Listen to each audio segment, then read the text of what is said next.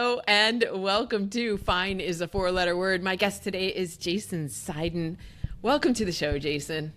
Hi, thanks, Lori. Glad to be here. I don't even remember how we met. It was so many years ago. I know it was more than 12 years ago. Yeah, I think it had to do with cookies. I think there were cookies Did it have to do with involved. cookies or your book? What was your first book? My first book was How to Self-Destruct, Making the Least of What's Left of Your Career. Yes, that was the book.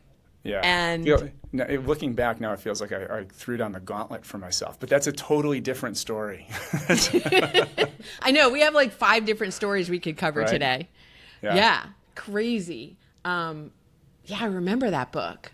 I wonder what happened to my copy. I don't know where it is. I'll have to go find it. Yeah, for sure. Now I'm intrigued. I occasionally still get asked for copies. Actually, somebody just on LinkedIn just commented on something that I wrote, and they're like, when's part 2 coming out? And the way the world is right now, maybe we're ready for part 2. I think so. We'll have to see. It could be, yeah. It could be the prime time for it. Right?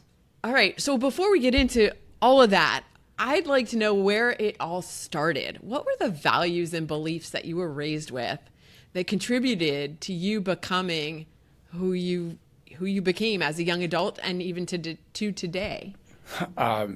Yeah, it's an interesting question. I think so. As a preamble to the answer, I think I would have answered that differently before I had kids, because you become a parent and you want to instill these values, and you hope that one day your kids will look back and say, "Oh, this is what I learned." Well, first of all, I learned very early, like kids come out fully, it's in there. They have to blossom, but like everything they need is. I'm just getting stuff off the high shelf while they're, waiting for them. Right, and keep them safe from the stove. That's while a waiting great for them to mom. analogy. And then my daughter, she got asked this question for one of her college essays. And she wrote about the word emes, which means truth in Hebrew, and that was what we used. I still use it, right? So that's the safe word in our house. Like, so there's a lot of teasing, there's a lot of kidding, but life, sharp elbows sometimes hurt, and you can ask somebody emes, right? And that's when they have to stop and tell you the truth. Like, are they bullshitting you or not? And so she wrote about that, and that wasn't anything I ever taught her. That was just something we did. So here you're asking me, like, how did I learn the values? I have no idea, right? It's like, before I had kids, I would have said, well, my parents taught me this, and I learned. The fact is where I grew up, I always had education as a value. That it was always sort of modeled for me to be curious, to ask why. There were a lot of things I learned that you have to reach people on their level. That one I learned because I had some mentors in my life who they had great advice. I just couldn't metabolize it. And so when I got to a later stage, I was like, you know what, I got to be empathetic, and I have to make sure that people can metabolize what I'm sharing. So that curiosity, the empathy, right? Truth with empathy, and life's not fair. You should be a good person. For the sake of being a good person, but don't ever expect it back, because usually, like, Right. the giving is for the giving has to be what you're doing it for, not the get, just the give, because there's you're not getting anything. Give without expectation and actually live without expectation, because that's where the disappointment comes in, right? When we expect people to be a certain way and they're not. Yeah. All right. So exactly. So these are values that I grew up with. That when you ask me, like, what are the things that make me me? These are the things that come to mind. But when you add to the question, where did you learn them? How did you learn them? After watching my kids, I tell you, I have no idea. I mean, they were part of the family and the community where I grew up. And so they became me.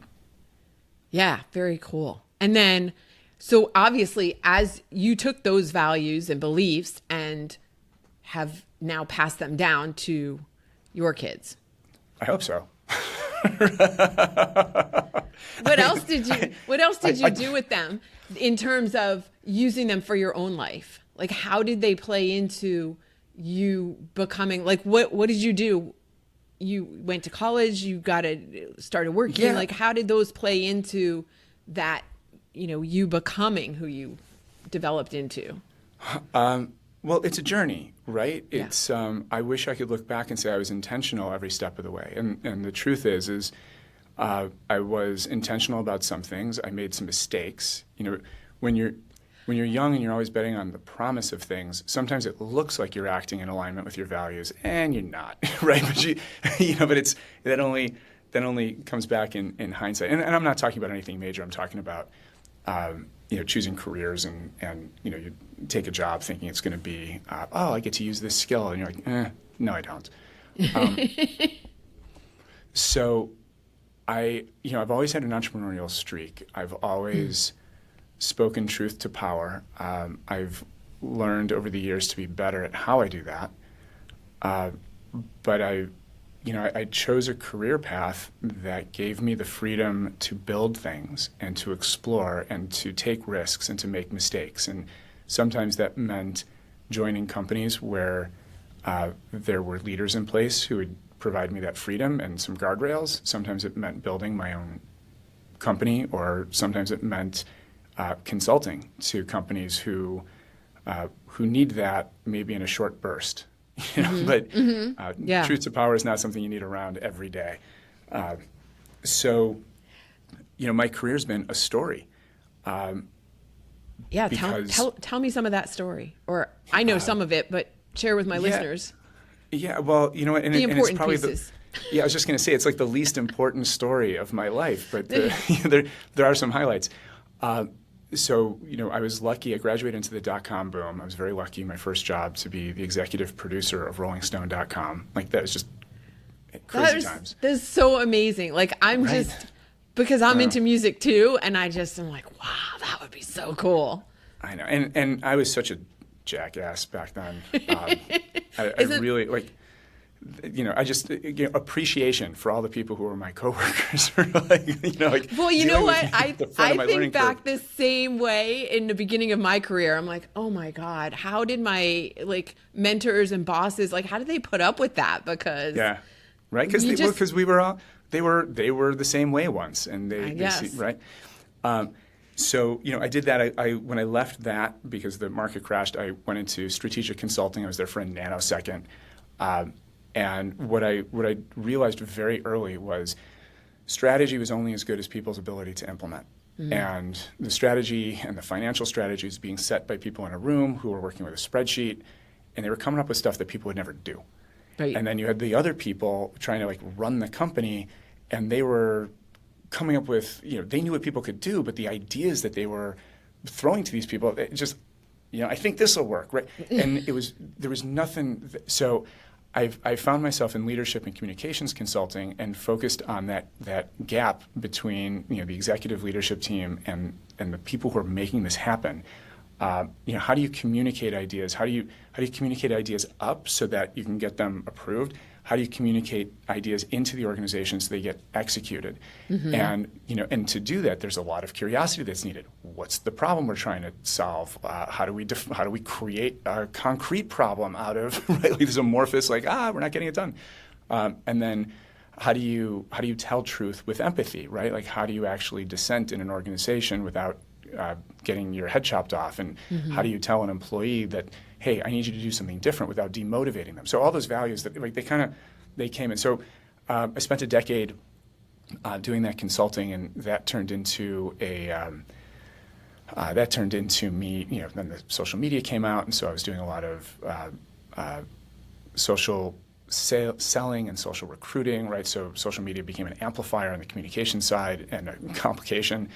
And I'd written the books while I was doing the consulting, so I already had a voice. I was an early voice on social media. So I got into that. The consulting became a product. I was helping people tell their stories. I found that the core of being able to communicate well was know your own story, and especially with LinkedIn for professionals. Yeah. Hey, there's a place for that. So, people would ask me, what's a good photo on LinkedIn? I'm like, that's the wrong question. It's like, what's your story? What story are you trying to tell? And what's the right photo for that story? Right. So so I developed a tool to be able to, I had a co-founder, and we developed a tool to be able to collect, help people do this at scale. And then all of a sudden you're collecting, 1,000 employee stories. Well, now you've got structured data. We could go back to the company and we could say, oh, you want to recruit engineers in San Francisco? Let's look at the 50 you have. Here's how they're telling their story. Here's how to market to them. Here's your employer brand. Yeah. So built that. That company was acquired by a company called The Muse in New York, a great firm. Mm-hmm. And and then I spent a few years really focused on this notion of adoption, like getting people to take action. So working with a lot of HR tech companies on driving adoption, and it's led to one thing leads to another. And now I've got my job at Cielo, which is a talent partner working with global companies to make sure that their talent acquisition is smooth as silk. And I've got a passion project on the side, which we'll get to in a minute. And both of them are they're a lot of fun. I get to do what I do and help people in, we'll talk about the personal stuff, but even professionally, like, to be able to apply those values to help people get work, right? And get meaningful and rewarding work. It's I don't know, somehow it fits. No, that's the thing, though, and because I want to get into the personal story, because that's what people are here for. They want to know where was everything fine and it wasn't fine. Uh-huh. But what you're doing is so important, because people think that they have to leave their personal life at the door when they go into their professional life. Well, in 2009, I think it was 2009. I got a trademark on the term Profersonal. Because really? Oh, cool. Yeah, you're right. It's like I was doing social media work, right? And I'd have people say, well, I will never be friends with my boss on Facebook. I'm like, well, that's good for you. But you know what's going to happen in 3 years? You or your best buddy at work are going to get promoted, and now you're connected to your boss on Facebook, right? And you may tell your brother-in-law you don't want to connect with him on LinkedIn.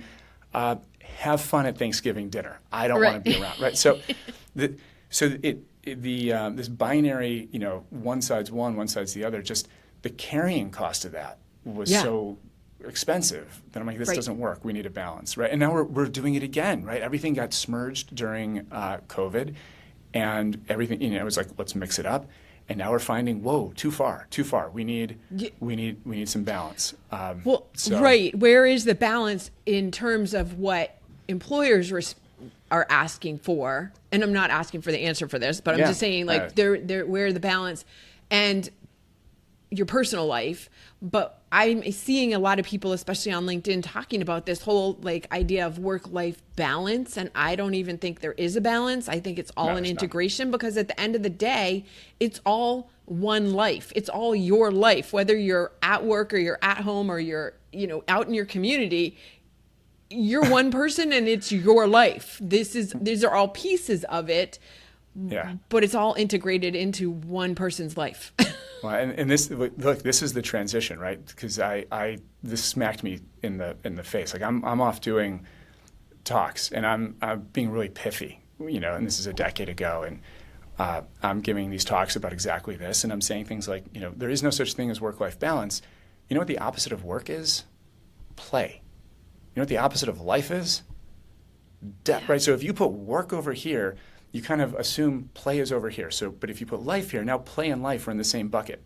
If you put life over here, death is kind of subconsciously over here. So now work is death, right? It's like, this is a mess. And it's one thing to conceptualize that. I had to figure that out in a hurry in 2018. And you said, like, when did you think things were fine and they suddenly weren't fine? So 2016 was an awful year for me. So 2016, I got divorced and I had a kid who got sick and I put my dog down. It was a mess. And then in 2018, I am literally negotiating for a job. I am going from 1099 to W-2. Nobody at the company I was going to knew that my daughter was sick, because when you're a consultant, like you do, you keep some of this stuff to yourself. And I lost my daughter.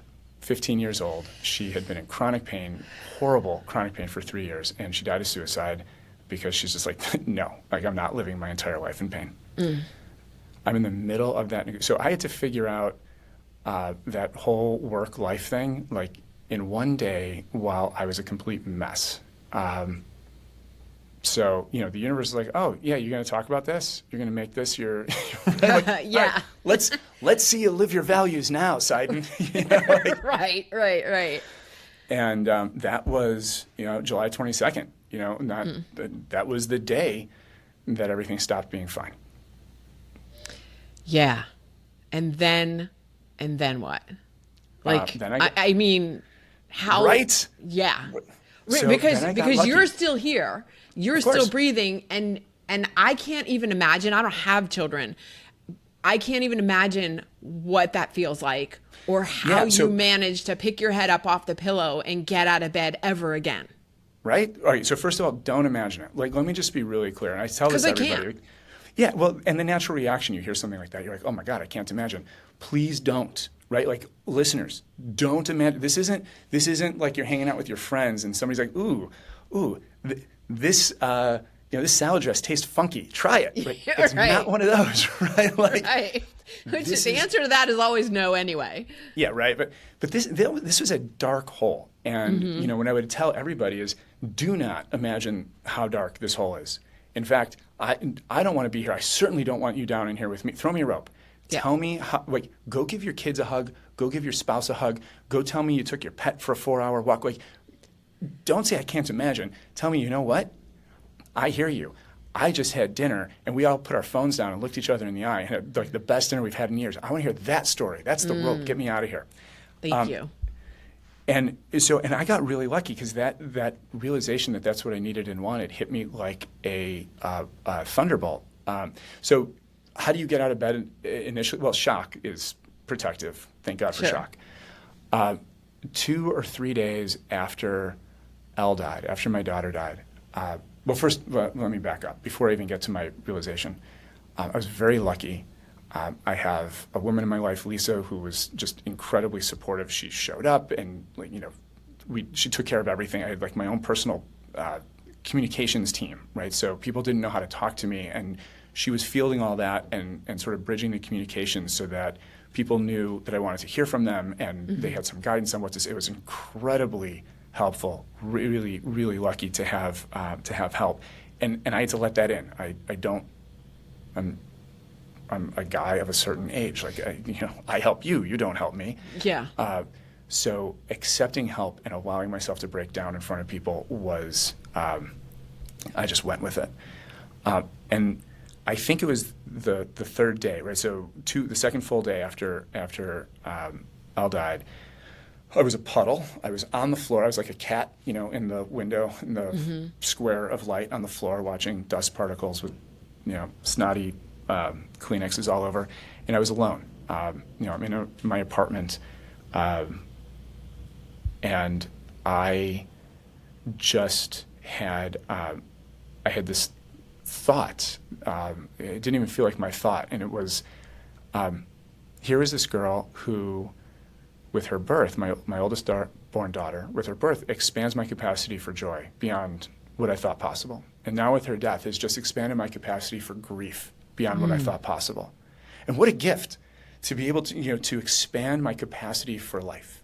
What a gift that is. And I suddenly became so appreciative for this ability to live more life and for this expanded experience. And it's not that I wasn't sad all of a sudden. I was just, like, at a meta level, I was joyful for the ability to feel deeper sad. And I was joyful for the ability to, I remember, for having, like, I recognized that I was able to experience greater joy. I'm like, oh, this is incredible. And then the voice, right? And usually this voice is trying to talk you into a good mood. So you're going to a party and you look really good, and then somebody on the street kind of like, gives you one of these. You're like, oh no, do I look right? And the voice is like, don't listen to that person. That person doesn't know you. Right, right. And so that voice starts in, and that voice starts telling. Right, so I have this, like, the clouds have parted, and I am joyful. My daughter's just died, and I have this like transcendent moment of joy, and then the voice starts, and the voice is like, you can't be happy. No. If this had been a mentor or grandparent or even an older parent, this would make total sense. But this is your daughter. You're not allowed. And I remember, like, you have the dialogue in your head. I'm like, voice, what the fuck are you talking about? Right? Like, what? Who are you? You never work. Like, I know you. You're always trying to talk me into a good mood, and it never works. And now you're trying to talk me into a bad. You are an impotent. Like, fuck off. And I am sitting alone in my apartment, and now I am laughing, and I'm just like laughing at the ridiculousness of being happy. I'm laughing at the ridiculousness of trying to talk myself back into sadness, and I'm laughing at the ridiculous of I'm just laughing with just the joy of being able to. Mm-hmm. So I had that moment, and that moment has been a true north. That became my value. All the stuff I grew up with took a back seat to that moment, and what I took away from it, and this is all happening in an instant, right? Right, the mood lasts 10 minutes, but what I took away from it was I cannot honor my daughter crumpled up on the floor. I honor her by living a full life. I honor her by feeling all the emotions, by being in the moment, by experiencing the highs and lows, and by putting love into this world. And if her legacy is that her dad fell apart, and and then her sister falls apart, and her mom falls apart, and then her dad, is remarried, and then brings that badness, to his kids and to her, like, how awful would that be? That's not what she would want, and that's not what I would want. So, it's a little selfish, but it's joyful to put joy into the world. That's what we're here for. Yeah. And I hate the way I learned the lesson. I absolutely, people say I wouldn't change a thing because it's hell no. I would much rather have reached here a different way. Yes. And I have moments where I wish I would have had, I wish I had like my small life back, but it did crack me open. I do know that, and I think it is absolutely why we're here. So I get up every day and I make my bed every day. And I make mistakes every day, but I try to put a little more joy and a little more love into this world every day because that's why we're here. Yeah. And that's the best way I can honor Elle. Yeah, I love that. And find fine. So right? That is so beautiful. And I have two things. I want to go back to the voice that was trying to tell you that you needed to be sad, because I think that we often hear that same voice, our own same voice, that's like, well, wait a second. This isn't the appropriate response to the situation. Right. And then we go, oh, yeah, that's right. And we'll like fall back into what is expected. And it's a matter of recognizing that voice is probably not really you. It's probably not your inner truth. Your inner truth was telling you to be joyful. But somewhere, some conditioning in the back of your, other than conscious mind was like, well, wait, this is a sad occasion. No happiness here. And so we could listen to that. Yeah. And this is why, again, it's so important for people to really tap into what is your inner voice telling you. Your inner voice was telling you, find the joy here, find the expansiveness. Yeah, it's so. I think this is where the values I grew up with were helpful, right? That curiosity, a healthy lack of respect for authority, I'd say, right? Authority should be respected, and it's there for a reason. But if you are curious, you poke into things, right? And when that authority is like no, you're like, well, why no? Right. I'll accept no if you can tell me why. Yeah. Right? And a sign is, life's not fair. Okay, great. So you don't want me to do this. Well, I guess life's not fair for you today. There's a certain flexibility that comes with that. Yeah. But for me, so I asked myself this question a lot because that's all nice, but that's all in retrospect. Mm-hmm. I can sort of make the pieces fit, and I spent a lot of time wondering what do you do? Because there's a lot of times where finding joy does feel selfish. There is a protocol.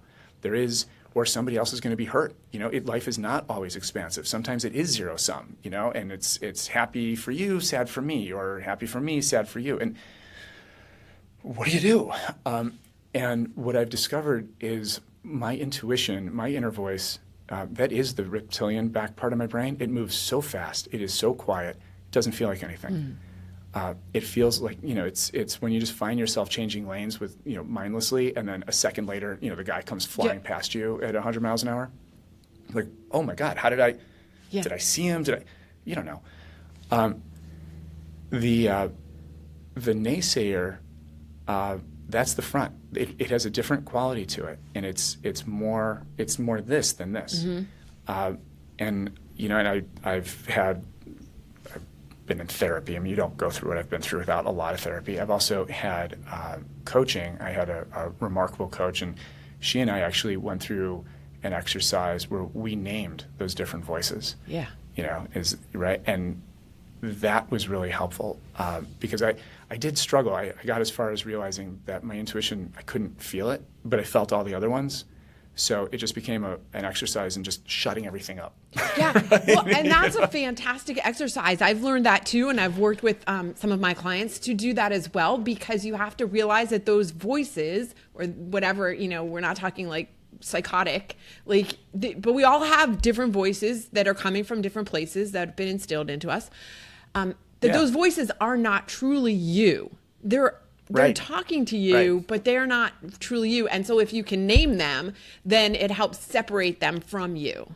And you can address them and tell them to step back, take a seat in the back of the bus, whatever. Exactly. Well, and I'll say it's hard to really understand. Some people, there's stuff here. Like, blueberries were healthy before we knew what antioxidants were. And I think, like, with this, like we're talking about, we don't have the words for it. It's true, but we don't have all the words to describe the mechanism. So it's hard to describe the quality of these voices if you haven't been through this, or if you haven't been sort of born with a little extra know-how. But some of these voices make you excited or exhilarated and expansive. And some of them, it's more anxious and closed off. And it takes a lot of practice to like figure out the difference between anxiety and exhilaration. They're very, very close. They are, because the feeling in the body is the same. I was just having this conversation the other day with a friend at lunch, because she was with me the day that I was stepping into a room I was going to speak in a couple of days later. And it was the biggest room I'd ever been on stage in front of. And she said, hey, the feeling of anxiety and the feeling of excitement are the same. So if you're feeling anxious about it, just switch it and pretend you're feeling excitement. It's the same feeling in the body. Yeah, and and so it becomes this. I don't know how much I create. When I speak, I literally will focus on throwing my energy out to the corners of the room, because I've learned the expansive is good, the contraction is bad. So I create the expansion if I need it. And at this point, I think I probably do more creating of the good than finding of the good. But that's the gut check. It's like when I feel that anxiety, there's analogs there to other pairings of emotions. When I feel one of those, the check is, can I expand? Can I make it excitement? Can I make it something good? For me, and bigger and more open and taking care of people. And if I can, okay, great. And if I can't, it's probably not a voice I need to be listening to. Oh, yeah, that's gold right there, what you just said, that piece right there. And I would further go, not just can I expand the energy, or can I expand this, what can I do to expand it? Yeah, right. Asking that question of yourself. It's interesting. For a long time, I couldn't get that far. It was just, where am I? And early days, I found the joy. It was a true north, but there were a lot of days I was like, yeah, I'm not reaching joy today.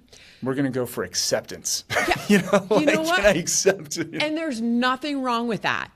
Like, some days that's where you're going to be, and allowing yourself to be there.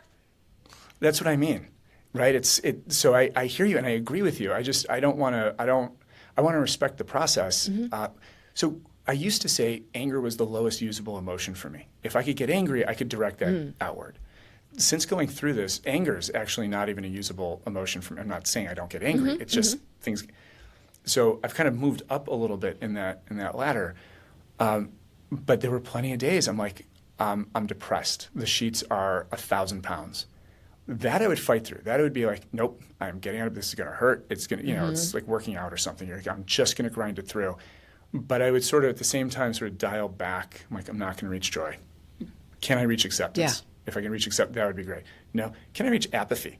Right, Like, right. can I just get that far? Yeah. And then when I clear that hurdle, I'm good for the day. Right.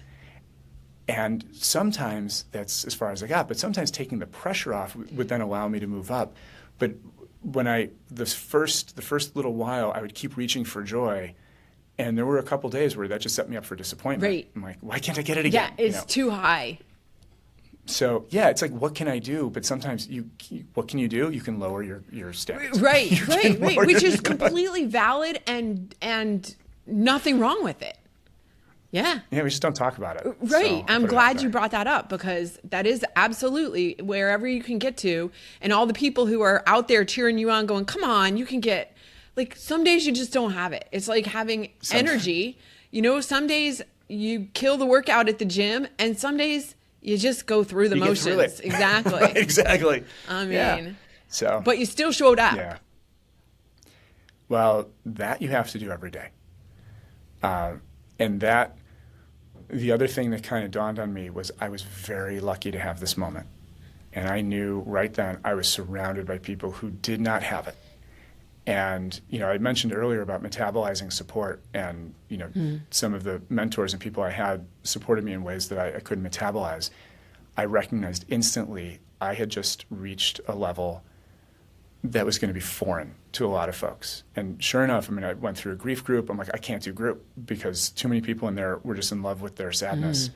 And, and then there's people who, people who have had significant loss will sometimes look at me like I have 3 heads. Like, what? You're not allowed to be this happy. Yeah. And sometimes people who haven't been through it look at me the same. But I've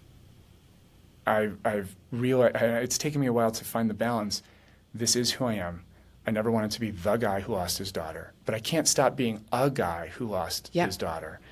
And so, I have 5 kids, and I lost one of them, right? And that's part of my story. And I can tell that story, and I can have a smile on my face, and I can be sad for the moment I'm telling it, and then I can bring it back. And if I'm talking to somebody who doesn't understand how I can go through that emotional journey, that's okay. I just demonstrated something for them. They can go walk and kind of figure, like, oh, all right, I guess, is that possible? I just saw somebody do it. Right. It's like a magic trick for some people. Yeah. But you have to show up.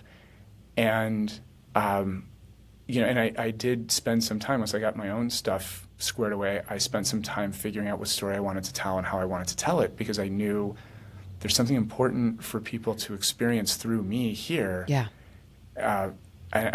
It was really important for me to make sure that I was putting it out there in a way that people could reach it. Well, and it comes back to what you said earlier, which was know your own story.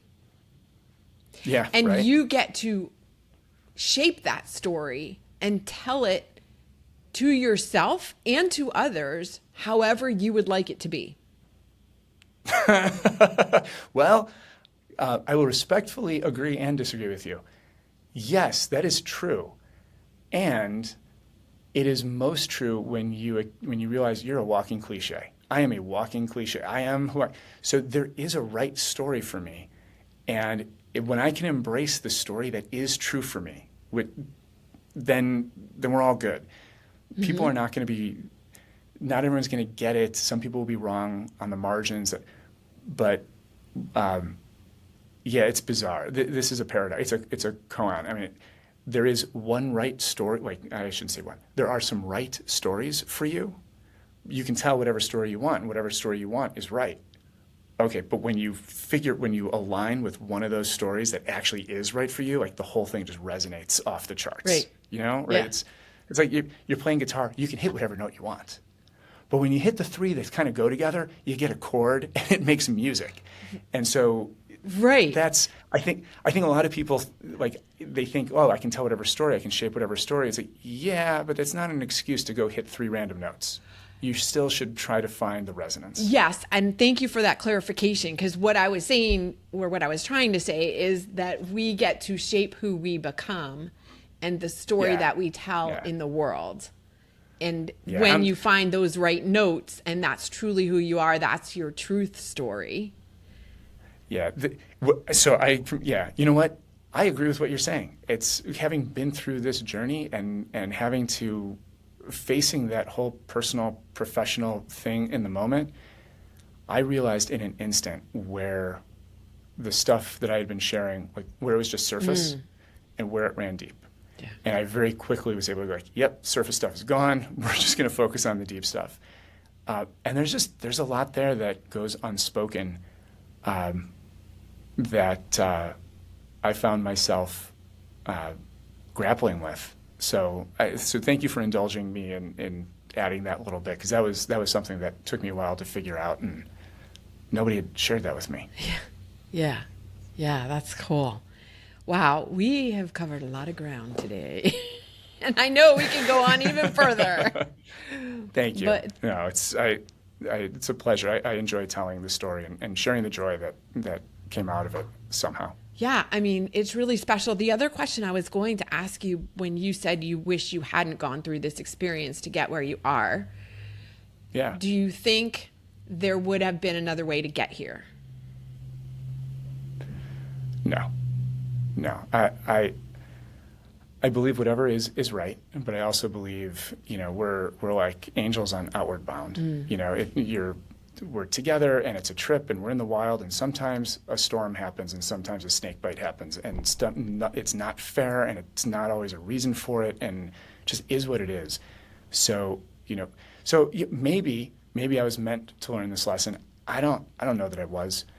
All I know is I couldn't control what happened, but you better be damn sure I was going to control my reaction. Yes. That's all we can do. Really, that's all we have control of, is how we respond to situations. Yeah. And all right. Before we close this out, 2 more questions. You know the one. Shoot. You know the one. What's your hype song? So you've been through a lot, and sometimes we need an extra boost to help raise the energetic vibration. What do you go to? It's so ironic, because I don't think this is a high energy song. Welcome to the Jungle. Like what I've been through, right? It's the right energy, and I know how to take that and just crank it up. I love it. All right, I'm going to put a link to that in the show notes. And then lastly, if someone wants to continue a conversation with you or find out more about what you're working on these days, how do they reach you? Easiest way is LinkedIn. And it's in/Seiden, Seiden. All right. I will put a link to that in the show notes as well. Jason, thank you so much for joining me today. It's been a long time in coming and getting you on the show, and I'm glad we finally got to make it work. It's a pleasure. Thanks so much for having me. Take care. We'll see you next time on Fine is a 4-letter word. All right.